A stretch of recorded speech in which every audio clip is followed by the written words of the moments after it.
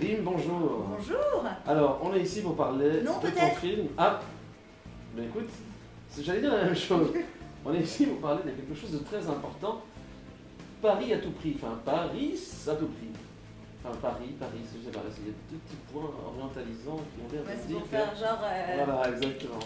Quelque chose me dit que ça ne se passe pas en Norvège, ce film. Non, mais l'actrice a tout d'un physique norvégien, scandinave en tout cas. J'ai Les l'impression. yeux bleus, très longues jambes, un accent comme ça. Non, non, évidemment, ça se passe au Maroc et en France. Alors, c'est très particulier puisque tu l'as écrit, tu l'as réalisé et tu joues dedans. J'ai fait la plonge aussi. Alors, et les sandwichs au fromage. C'est ça, voilà. ouais.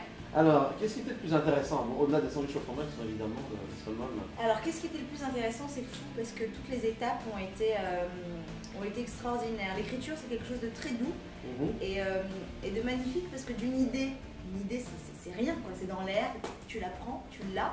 Tu dis, ah tiens, je vais en faire quelque chose, et d'un seul coup, d'une feuille blanche, quelques années plus tard, ça devient la partition musique de ton film. Combien d'années? 3 ans.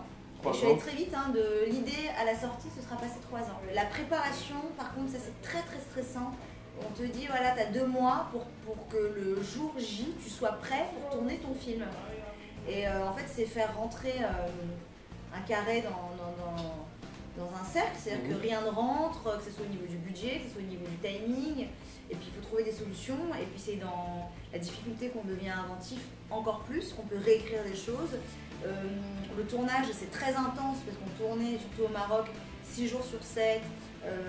Moi j'étais au four et au moulin, devant, derrière la caméra de temps en temps à réécrire des scènes. Donc je sais pas d'où j'ai puisé mon énergie. Après le montage, j'ai pris 4,5 kg. Parce qu'après à un moment donné tu dis bon, moi je me pose et je bouffe. Une phase que j'ai beaucoup aimée, c'est la musique, la composition musicale du film. C'est super. En fait, c'est le nœud papillon sur un costume. C'est-à-dire que c'est la petite touche qui... Quelle a été la première idée qui est tombée sur papier? Oui, peut-être. C'était ça? Non. C'est pas vrai.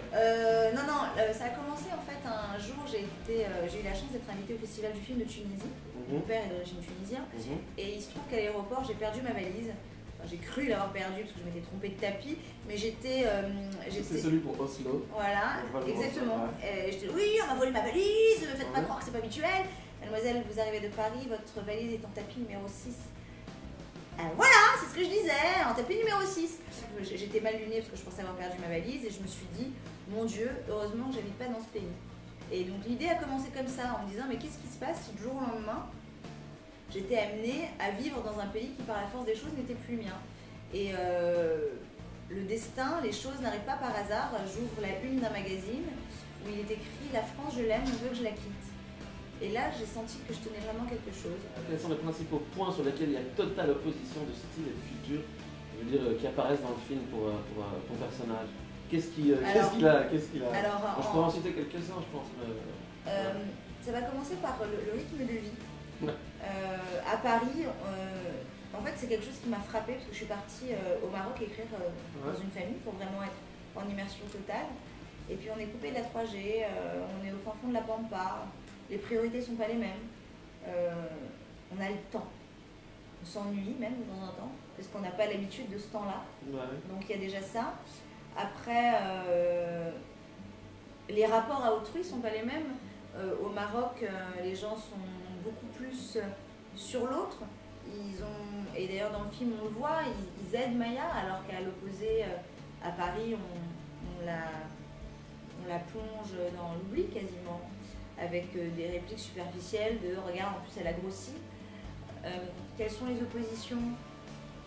Les oppositions de style vestimentaire, naturellement. On est d'accord qu'au Maroc, les filles sont très libérées, à l'inverse de certains autres pays, mais elles ne sont pas toutes avec des shorts, des talons au perché. C'est ton premier film, est-ce que tu as envie de réitérer l'expérience comédienne, réalisatrice et à l'écriture aussi? Alors là, le prochain film que j'ai écrit est un film d'animation. Excellent. Donc du coup, le rôle principal est interprété par ma chatte, sans jeu de mots.